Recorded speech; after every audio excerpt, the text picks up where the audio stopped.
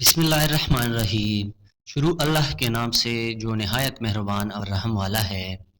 آپ صلی اللہ علیہ وآلہ وسلم نے فرمایا کہ ایمان کی 60 سے کچھ اوپر شاخیں ہیں، اور حیا شرم بھی ایمان کی ایک شاخ ہے۔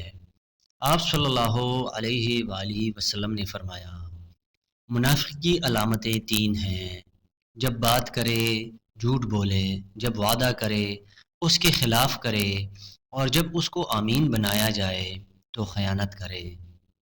حضرت ابو ہریرہ رضی اللہ تعالی عنہ سے روایت ہے کہ ایک اعرابی رسول اللہ صلی اللہ علیہ وآلہ وسلم کے پاس آیا اور کہا، اے اللہ کے رسول صلی اللہ علیہ وآلہ وسلم، مجھے ایسا عمل بتائیں کہ جب میں اس پر عمل کروں تو جنت میں داخل ہو جاؤں۔